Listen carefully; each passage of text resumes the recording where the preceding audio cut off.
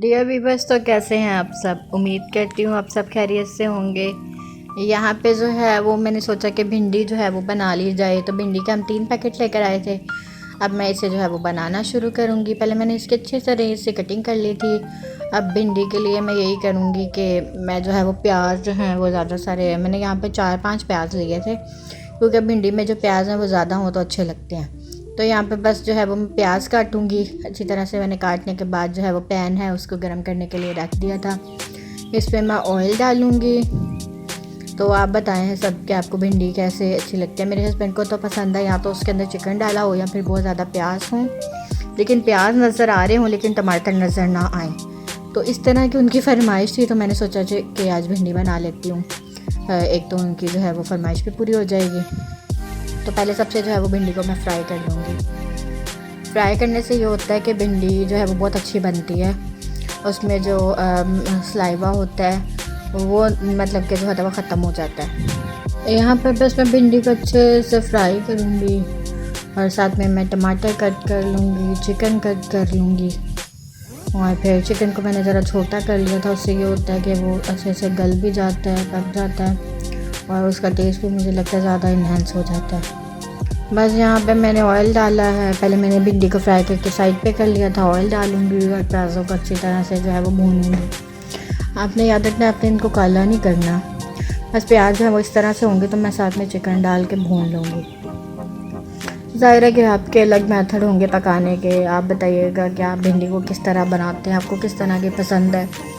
तो यहाँ पे जो है वो पाकिस्तान से बाहर जो है वो ज़्यादा सब्ज़ियाँ आपको मिलती नहीं हैं, या जो मिलती हैं तो वो आप कम खाते हैं या आप नहीं खाते।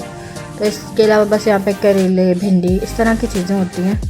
तो ये बस फिर जब मिल जाती हैं तो दिल करता है कि बस नहीं पका लिया जाए। तो यहाँ पे मैं स्पाइसेस डालूँगी, जिसमें नमक है, उसके अलावा रेड मिर्च है, हल्दी है, गरम मसाले कुछ जैसे ज़ीरा, और ये सब चीज़ें जो है वो मैं ऐड करूँगी। यहाँ पे मेरे पास जो है वो इलेक्ट्रिक स्टोव है, तो उसमें जो हांडी है वो थोड़ा टाइम लेती है। लेकिन अगर यही वो दूसरा चूल्हा हो आपके पास तो उसमें आपको जल्दी जल्दी सब कुछ डालना पड़ता है। तो यहाँ पे जो है मैं रेड मिर्च ऐड कर रही हूँ। बस मैं यहाँ पे चिकन को अच्छे से भूनूंगी और फिर उसके बाद मैं भिंडी ऐड करूँगी। बस आपने यहाँ पे यही समझना कि आप चिकन का पूरा मसाला बना रहे हैं, चिकन का सालन बना रहे हो, तो आपने चिकन को अच्छे से पका लेना। तो बस मैं भी यही करूँगी। यहाँ पर मैंने जो है वो चिकन को अच्छे से पकाना, साथ साथ आप देख रहे हैं चिकन जो है वो अच्छे से भून रहा है। ऊपर मैंने स्पाइसेस ऐड की हैं। ये एक इंडियन मसाला है जो कि ये वाला मसाला है। तो इससे ये होता है कि मैं इसे हांडी में ज़रूर ऐड करती हूँ। एक तो मेरे हस्बैंड को बहुत पसंद है, इससे कलर जो हांडी का कलर होता है वो अच्छा आता है। हाँ, मैंने इसमें नोट किया है कि इसमें सिर्फ गरम मसाला वगैरह पीसा हुआ है, लेकिन ये हम लेकर आए थे तो मैं इसे यूज़ कर लेती हूँ। तो इसे मैं थोड़ा सा ऐड करूँगी।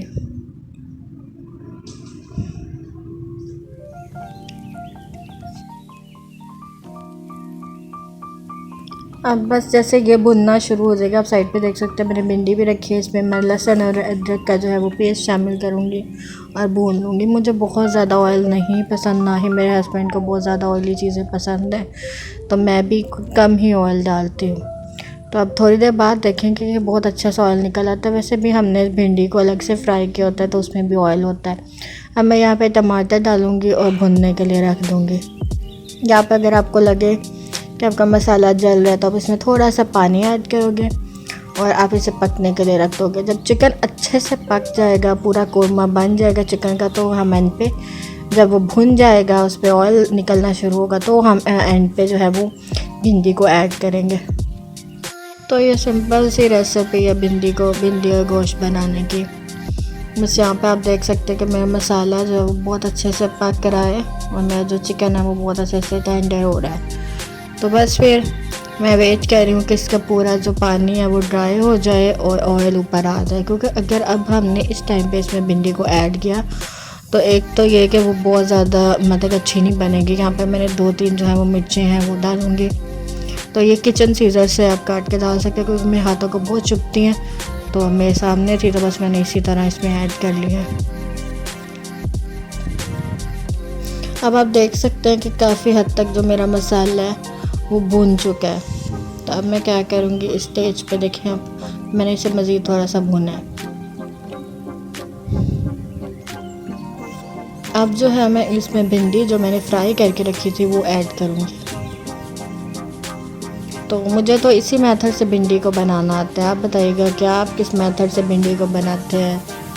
अल्लाह करे कि आप सब लोग ठीक हों, अपनी फैमिली में अपनी फैमिली को टाइम दे रहे हों। तो इसी तरह प्यार से मोहब्बत से जब भी आप खाना बनाते हो तो वो अच्छा ही बनता है। अब एंड पे मैं थोड़ा सा दम दूंगी और भिंडी को जो है वो भुनने के लिए रख दूंगी।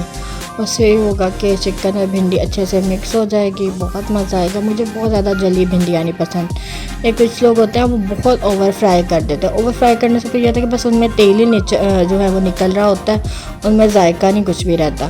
तो मुझे इस तरह की भिंडी पसंद है, थोड़ी सी ग्रीन हो लेकिन फ्राई हुई हो, यानी कि बिल्कुल ही अब ग्रीन हो। एंड पे मैं थोड़ी सी सूखी मेथी जो होती है, कसूरी मेथी, वो डालूँगी और ज़ीरा डाल के और गरम मसाला डाल के जो है इसको ढाँप के रख दूँगी थोड़ी देर के लिए।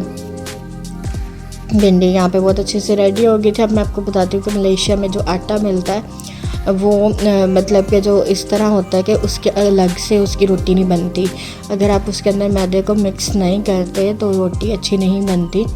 तो उसके लिए ज़रूरी होता है कि आप आधा जो है वो मैदा लो और आधा जो है वो आटा लो।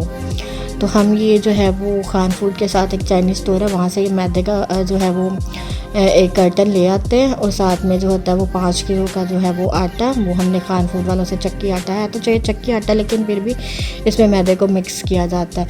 तो मेरे हस्बैंड यहाँ पे जो है वो मुझे मिक्स करके देंगे। वो जो भी काम करते हैं एक तो आहिस्ता आहिस्ता करते हैं, ऊपर से वो टाइम टेकिंग भी होता है। तो बस इसी तरह फिर हम करेंगे कि थोड़ा सा हम वो आटा डाला करेंगे और एक जो पैकेट है वो मैदे का डाल दिया करेंगे।